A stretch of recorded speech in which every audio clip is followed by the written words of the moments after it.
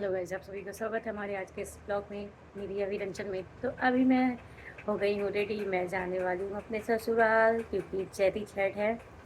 तो उसके लिए मुझे जाना है, क्योंकि मम्मी का गृहस्थी था 5 साल का, तो उनका ये लास्ट है। तो उनको जाना था, सभी लोग बुला रहे थे। तो हम लोग निकलेंगे। आज हमारा ट्रेन है।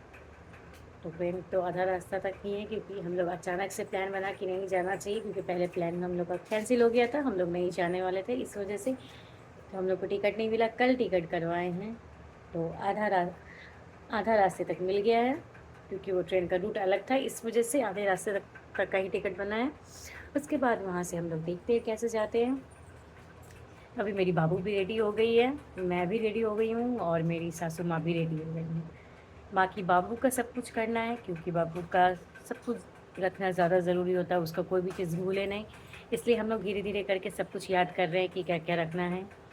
उसके बाद हम लोग के पास अभी 15 मिनट और है। तो उसके बाद फिर हम लोग निकलेंगे यहाँ से, क्योंकि हमारा ट्रेन थोड़ा सा डिले चल रहा है। इस वजह से हम लोग भी थोड़ा डिले हो गए हैं, नहीं तो हम लोग अपने टाइम पे ही रेडी हुए थे। आज अर्ली मॉर्निंग भी उठ गए थे, इस वजह से कि जल्दी जल्दी काम हो जाए। तो बाकी का चीज़ मैं अपडेट करती रहूँगी। अभी हमारा ट्रॉली भी पैक हो गया है। एक ट्रॉली में ही सारा सामान हम लोग रख लिए हैं, क्योंकि ज़्यादा सामान करने का कोई मतलब नहीं हो जाता, उठाने में दिक्कत हो जाता है स्टेशन पे, इस वजह से। तो बाकी मैं आप लोग को दिखाती रहूँगी, आप लोग कंटिन्यू इस ब्लॉग में बने रहिएगा। पे मेरी बाबू सो रही है, उसको तैयार करके रेडी करके सुलाए थे, क्योंकि उसको जान हम लोग के पास बहुत कम समय बचा था। तो बाबू को तैयार करना, बच्चे को तैयार कर दीजिए तो आपको लगेगा कि आप निश्चिंत हो जाएंगे, क्योंकि बच्चे कब सो जाए कब उठ जाए उनका कुछ पता नहीं रहता है। इस वजह से उसको पहले ही नहा के उसको रेडी करके और तब सुलाए थे, ताकि वो फ्रेश महसूस करे, उठे तो तब जाए। तो क्योंकि बच्चे का नींद अगर पूरा नहीं होता है तो बच्चे बहुत ज़्यादा परेशान हो जाते हैं। इस वजह से उनको सुलाना बहुत ज़्यादा ज़रूरी था, क्योंकि वो रोना स्टार्ट कर दी थी। वो मॉर्निंग में बहुत जल्दी उठ गई थी, इस वजह से। और मॉर्निंग में आज मेरी बाबू के साथ ये भी हो गया, बाबू बेड से नीचे गिर गई। लेकिन ये कहिए कि भगवान का कि उसको चोट लगा भी होगा, तो नींद में थी, वो रोई नहीं, लेकिन उतने ज़ोर से नहीं गिरी। तो यहाँ पे हम लोग पहुँच गए स्टेशन पे, जसीडी। बीच का मैं ब्लॉग बनाना भूल गई थी, क्योंकि उसमें बाबू थोड़ा सा परेशान करे थी, इस वजह से। तो यहाँ पे बाबू अभी दादी के गोद में है। और यहाँ पे आज हमारा जर्नी तो अच्छा ही स्टार्ट हुआ था, लेकिन जैसे ही स्टेशन पे पहुँची, वहाँ पे एक बहुत सैड न्यूज़ है। सोचिए आप लोग के साथ शेयर करूँ या ना करूँ, लेकिन हाँ बता देती हूँ।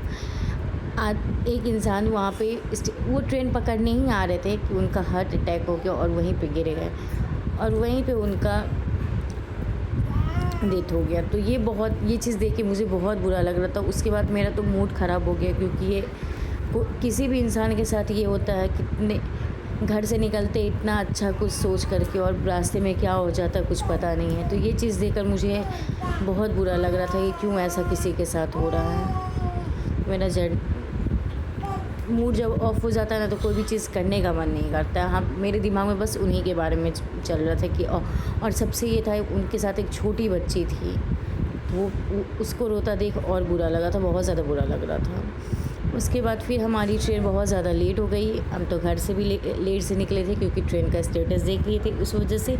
इन ट्रेन फाइनली आ गई थी, तो यहाँ पे मैं ट्रेन में बैठ गई। अभी इस बार हम लोग सामान कम लेकर आए हैं, क्योंकि हमारा 3 दिन का ही स्टे है, इस वजह से। और सामान ज़्यादा लेकर कर जाना बच्चों के साथ तो थोड़ा सा परेशानी हो जाता है। इसमें क्या होता है, बच्चे का ही सामान ज़्यादा रखते हैं, ताकि बच्चे को किसी तरीके का कोई परेशानी नहीं हो। हम लोग तो कैसे भी करके मैनेज कर लेंगे। तो यहाँ पे हमारा ट्रेन खुल गया जसीडी स्टेशन से, और मेरी बाबू आधा ही दूध पी थी, तो उसको ट्रेन में बैठने के बाद उसको फिर से दूध पिला दिए, ताकि वो सो जाए। लेकिन हमारी बाबू तो सोने से रही, क्योंकि उसको तो सोने का मन ही नहीं हो रहा था। और इसी कंपार्टमेंट में एक और छोटी बेबी थी, जो इससे 6 मंथ की बड़ी थी। तो उसको देख के बाबू खुश हो रही थी, लेकिन उसका मूड उतना अच्छा नहीं था, क्योंकि वो न सोना चाह रही थी और न दूध पीना चाहिए थी, वो बस रोए जा रही थी। तो यहाँ पे ये सीन देखिए, कितना सुंदर सीन है। इस सीन को देखकर आपको पता चल रहा होगा कि झारखंड में कितना सुंदर झारखंड जाना ही जाता है पेड़ पौधा के लिए। इसके वजह से ये चीज़ मैं आप लोग के साथ शेयर करी कि पेड़ पौधा आप लोग भी देख सकें, क्योंकि पेड़ पौधा मुझे बहुत ज़्यादा पसंद है इस वजह से, और ये व्यू उसका बहुत अच्छा आता है। तो इसके बाद मैं सोची कि बाबू को सुला दूँ, लेकिन बाबू तो नहीं सो रही थी, इसलिए बाबू को ये खिड़की से मैं दिखा रही थी बाहर, ताकि वो खुश रहे। तो यहाँ पे बाबू अब दादी के साथ बैठी हुई है और दादी उसको खिलाने की कोशिश करी, क्योंकि दूध तो वो पी ही नहीं, इस वजह से। तो हम लोग साबूदाना बना के घर से लेकर आए थे, तो साबूदाना यहाँ पे दादी उसको खिला रही थी खिड़की से दिखा के। और एक और बाबू थी, तो उसको भी हम लोग साबूदाना दिए, क्योंकि वो देवघर ही आई थी पूजा करने, तो वो एक दिन से खाई नहीं थी कुछ, और छोटी बच्ची थी तो उन लोगों को खाना ज़रूरी था। तो हम लोग सोचे इसके साथ भी शेयर करते हैं, तो उस बच्ची को भी दिए, और वो हमारे ही साइड की थी, तो इसलिए और भी अच्छा लग रहा था। जब अपने साइड के लोग मिल जाते हैं तो और अच्छा लगता है। तो यहाँ पे दादी उसको बाहर का सीन दिखा कर उसको खिला रही थी, क्योंकि बाबू हमारी तो खाना पसंद नहीं करती है, तो उसको कैसे भी करके लोग खिलाना चाहते हैं। तो यहाँ पे आ गया लेमन टी। हम लोग का ट्रेन हो गया था लेट, तो मम्मी बोली लेमन टी पियेंगे, तो मैं सोची कि मैं भी पी लेती हूँ थोड़ा बहुत। और दादी उसको सुलाने की कोशिश भी कर रही थी, लेकिन हमारी बाबू तो सोने से रही। उसको पता नहीं ट्रेन पसंद नहीं आ रहा था कि क्या, उसको बहुत वो इरिटेट हो रही थी ट्रेन में।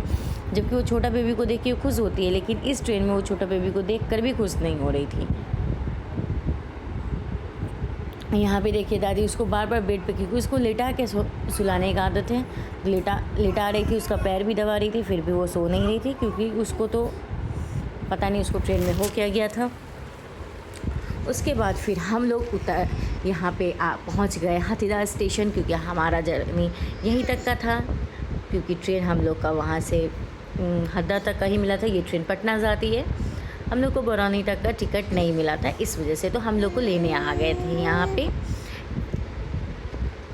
यहाँ पे बड़ी मम्मी गाड़ी भेज दी थी, तो वहाँ पे हम लोग फिर हरदा से हम लोग को जाने में कोई दिक्कत नहीं हुआ। अगर नहीं तो वैसे तो बहुत परेशानी होता, लेकिन हाँ हमारे पास अवेलेबल था, तो अच्छे से जर्नी हो गया। क्योंकि छोटी बाबू रहने के बाद तो परेशानी हो ही जाता है, क्योंकि उनको तो पूरा फैसिलिटी चाहिए, उनको किसी प्रकार का कोई दिक्कत नहीं होना चाहिए। क्योंकि बच्चे आजकल ना मैनेज करना नहीं जानते, क्योंकि उन लोग को गर्मी भी उतना ही लगता है, ठंड भी उतना ही लगता है।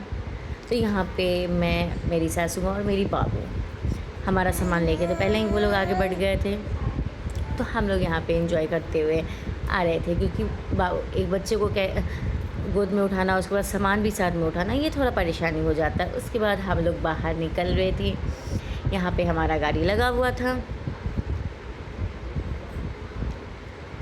तो मम्मी यहाँ पे बोली कि अभी थोड़ा हम वेट करेंगे, उसके बाद चलते हैं। फिर बोले नहीं मम्मी चलते हैं, अब वेट करने का समय नहीं है, क्योंकि हमारा ट्रेन ऑलरेडी बहुत लेट हो गया था और हमें भूख बहुत तेज़ का लग रहा था। और आज क्या था ना कि हम लोग कुछ लेकर भी नहीं चले थे, बस बाबू का साबूदाना लेकर चले थे, तो इसकी वजह से मुझे कहीं भी रुकने का मन नहीं हो रहा था। तो मम्मी को जल्दी लेकर निकल गए हम लोग। फिर यहाँ पे हमारा गाड़ी लगा हुआ था, तो यहाँ पे हम लोग बैठे। और बाबू इस बार देखे बाबू को कि बाबू गाड़ी में ज़्यादा परेशान नहीं, कि वैसे तो इसको गाड़ी बहुत ज़्यादा लगता है, लेकिन इस बार गाड़ी में खुश थे। तो यहाँ पे हम लोग वहाँ से निकल के स्टेशन से, ये है हाथीदह जंक्शन का स्टेशन, यहाँ से हम लोग निकल के पहुँचेंगे बरौनी होते हुए हम लोग बेगूसराय आ जाएंगे, क्योंकि हम लोग का डेस्टिनेशन बेगूसराय था पहुँचने का। तो इसके बाद देखिए यहाँ पे बाबू अपने दादी के साथ बैठ के एंजॉय करी। और बाबू का ये एक है कि बाबू मेरे से ज़्यादा अच्छे से दादी को पहचानती है। मेरे गोदी में उतना जाना नहीं पसंद करती है जितना कि वो दादी के साथ रहना पसंद करती है। और इस बार तो वो बहुत ज़्यादा ही परेशान कर दी है, 1 मिनट भी दादी के बिना नहीं रहती है। तो मेरे लिए तो सही हो जाता है, लेकिन कभी कभी बहुत ज़्यादा गुस्सा आता है कि मेरी बाबू है और मेरे पास नहीं आना चाहती है, हमेशा दादी दादी करते रह जाती है। बोलती तो नहीं है, लेकिन दादी के पास जाने के लिए रोते रहती है हमें। तो उसके बाद यहाँ पे दादी बोली कि वो भी परेशान हो गई, तो बोली तुम अपना अलग से सीट ले लो, वहाँ पे बैठो। तो यहाँ पे बाबू को अलग सीट दे दिए, तब हम लोग शांत से बैठे। और आपको बैकग्राउंड में कुछ हल्ला होने का आवाज़ आ रहा हो, क्योंकि यहाँ पे है चैती छठ, तो यहाँ पे लोग सभी लोग हैं, तो इसलिए यहाँ पे आवाज़ बाहर से भी आएगा, इसलिए मैं वॉइस ओवर कर रही हूँ। तो यहाँ पे हम लोग पहुँच गए राजेंद्र पुल, इसको सिमरिया पुल भी बोलते हैं। अभी तो सिमरिया पुल खाली दिख रहा था, लेकिन आगे जाके ये है गंगा मैया। यहाँ पे सिमरिया में, अगर जिन लोग को ये नहीं पता होगा कि सिमरिया में क्या है, तो सिमरिया में गंगा जी का स्नान होता है। यहाँ पे सभी लोग, कोई भी फेस्टिवल होता है तो उससे पहले सिमरिया में नहाने आते हैं। तो ये है, यहाँ पे सभी लोग गंगा स्नान करते हैं कोई भी फेस्टिवल होने से। तो ये सिमरिया पुल, ये बहुत बड़ा पुल है जो कि राजेंद्र पुल है। आप लोग को ही पता होगा राजेंद्र पुल, क्योंकि राजेंद्र पुल के बारे में हम लोग भी पढ़ते थे बचपन में जनरल नॉलेज में। तो आगे अभी तो पूरा क्लियर रास्ता मिला, इतना परेशान नहीं हुआ, लेकिन आगे चल के फिर मिलेगा जाम, जो कि आप लोग इस वीडियो में देखिएगा कि कितना ज़्यादा जाम हो रहा था। और जाम आप लोग को बता दें कि जाम इंसान लोग ही करते हैं, जो लोग गाड़ी चलाते हैं। जब वन वे रहता है तो उनको उधर से नहीं आना चाहिए। हर लोग चाहते हैं कि मैं जल्दी पहुंच जाऊं, इसलिए गाड़ी को साइड करते हुए दूसरे रास्ते में घुसा देते हैं। इस वजह से हो जाता है परेशानी। तो यहाँ पे देखिए कितना ज़्यादा जाम हो गया, क्योंकि हमारे गाड़ी वाले भैया के द्वारा ही ये जाम किया गया था, क्योंकि वो चाह रहे थे मैं जल्दी निकल जाऊँ, और जल्दी निकलने के चक्कर में वहाँ जाम हो गया, क्योंकि दूसरे साइड से आने का भी रास्ता बंद हो गया था। तो मैं तो बहुत परेशान हो रही थी, क्योंकि ये सब देखकर मुझे अच्छा नहीं लग रहा था। तो देखिए आपको इधर से भी, पहले तो एक ही साइड से जाम था, अब दोनों साइड से जाम हो गया। तो मुझे तो लगा कि आज जाम से निकलना बड़ा मुश्किल हो जाएगा, लेकिन हाँ, जाम से मैं निकल गई बहुत जल्द में ही। तो यहाँ पे सानवी अब खेल रही है। यहाँ पे सानवी को हमेशा मुँह में उंगली लेने की आदत हो गई, क्योंकि उसको आ रहा है दांत, शायद इस वजह से। तो ये पीछे भी देखिए, मैं पीछे का भी सीन दिखा रही हूँ आप लोगों को कि पीछे भी कितना ज़्यादा भीड़ है। मुझे तो लगा था कि 20 मिनट में जाम खुल जाएगा, लेकिन 20 मिनट में नहीं खुल, थोड़ा और ज़्यादा वेट करना पड़ गया था।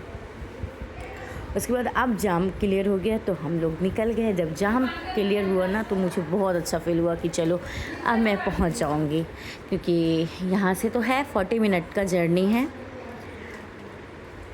और जाम जब क्लियर मिलेगा तो आप बहुत अच्छे से जल्दी पहुंच जाएंगे। ये बहुत स्पीड चला रहे थे गाड़ी, तो मुझे तो स्पीड ज़्यादा पसंद नहीं है, क्योंकि मुझे डर लगने लगता है, मेरा हार्ट बीट हो जाता है तेज। तो यहाँ मैं पहुँच गई बरौनी रिफाइनरी, ये रास्ते होते हुए, क्योंकि ये रास्ता हम लोग को पड़ता है शॉर्ट बेगूसराय पहुंचने के लिए हरदा से। तो मैं सोची आप लोग के साथ शेयर कर दूं। ये बरौनी रिफाइनरी का सीन है। जो लोग नहीं देखे होंगे तो वो लोग मेरे वीडियो के थ्रू देख सकते हैं। बाकी उसके बाद हम लोग पहुंच जाएंगे बेगूसराय, क्योंकि यहाँ बरौनी से बेगूसराय बहुत ज़्यादा नज़दीक है।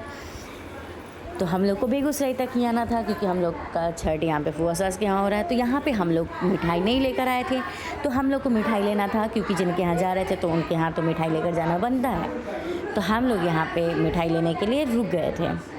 यहाँ पे आपको दिख रहा होगा वेलकम बरौनी रिफाइनरी टाउनशिप, जो कि ये उसका मेन एंट्रेंस गेट है। और यहाँ से बस 10 मिनट का रास्ता था। तो यहाँ से मम्मी मेरे से पूछ रही थी कि कितना मिठाई लेना है। तो मैं मम्मी को इशारे में ही बता दी, क्योंकि मुझे गाड़ी से निकलने का मन नहीं था, क्योंकि यहाँ पे हो जाता, मुझे निकलने का मन नहीं था, क्योंकि यहाँ पे बाबू भी थी अकेले और बाबू सो गई थी। तो मैं मम्मी को इशारा